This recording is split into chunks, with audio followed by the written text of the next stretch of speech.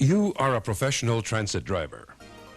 Day after day, throughout the year, you maneuver a large, heavy vehicle in congested downtown traffic, along thoroughfares and through residential neighborhoods. You share the streets with motorists who, in general, do not have your professional driving skill and training. You encounter unpredictable pedestrians who may take chances. You are transporting a precious and fragile cargo, people. Whatever the weather, whatever the season, you as a professional driver have special responsibilities. You are responsible for the safety and the welfare of your riders, of the motorists, of the pedestrians, of your vehicle. And last but certainly not least, you're responsible for your own welfare and safety. These responsibilities can never be taken lightly. You must always be alert, aware. But in winter, on slick streets, with less light, less visibility, with uncomfortable, possibly irritable riders, you need to be even more conscious of these responsibilities, of the pitfalls and hazards and how to avoid them.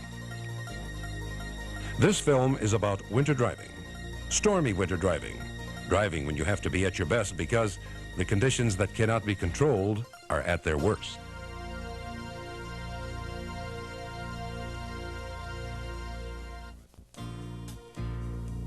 Nobody can control weather, and winter brings a host of weather-related driving hazards.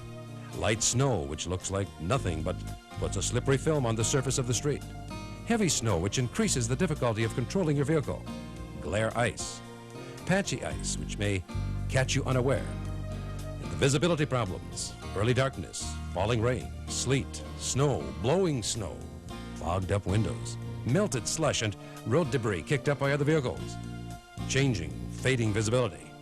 Now you can see, now you can't. Compounding the problems caused by winter weather are the problems caused by motorists, who are almost as uncontrollable as and maybe more unpredictable than the weather. There are impatient, frustrated drivers, drivers in a hurry not to be late for work, drivers in just as big a hurry to get away from work, drivers who stopped at the bar to have a couple of quick ones. There are heedless, risk-taking drivers. And then, at the first of the winter or after a spell of dry, clear streets, there are people whose driving habits have not yet adjusted to the season.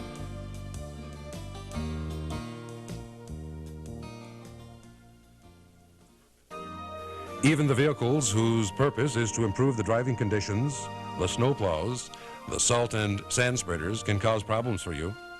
They are likely to move more slowly than you want, to block your way, and to break up the snow so that it ends as a dirty, gritty spray on your windshield.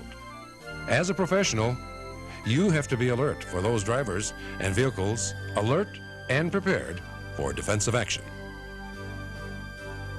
People on foot can also constitute a hazard, particularly the children. Snow may be a pain for you, but it's a delight for the kids. And kids, because they are kids, have little idea of what is dangerous to themselves or to other people. They chase each other, sometimes into the street. In all innocence, they play on and slide down the snowbanks along the curb. Just as innocently, they may throw snowballs at the bus. It's so big, I can't miss it. And what harm can my little snowball do to that great big bus? Kids present the greatest problem when they're in groups, like close to a school, right at dismissal time. You have to watch out for the youngsters because you can't be sure that they will watch out for you. Even your riders can create problems for you. They've been uncomfortable waiting at the bus stop, and they may have found getting to the stop a torturous trek. Don't be surprised if they're irritable and demanding, and they're probably not going to be as careful as they should getting on or getting off. The snow that they trek in on their boots and shoes is going to make the aisle slippery. You may even find your windshield and windows fogging up because the defroster cannot cope with the warmth and the dampness of the riders on your bus. Problems inside, hazards outside. What do? First, you recognize that there are problems and hazards, and then you cope with them. You adjust your speed, slow down. You adjust your following distance. Keep more space between you and the vehicle ahead. You increase your maneuvering caution. Watch every move.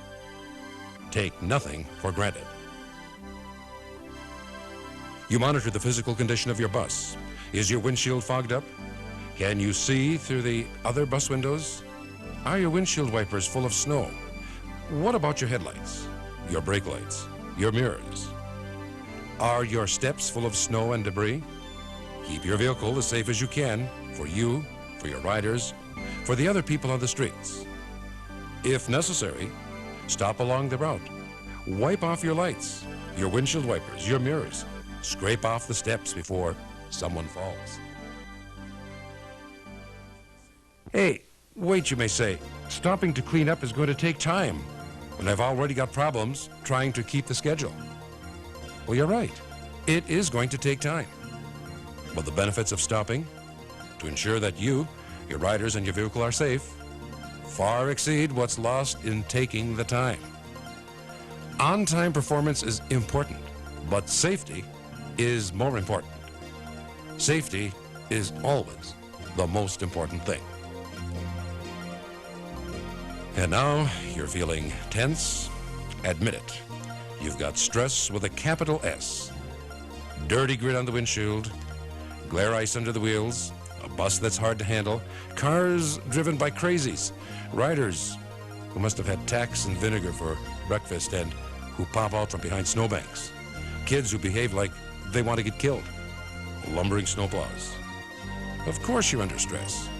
And your first steps toward keeping it under control are to be alert for stress and to admit that it's there.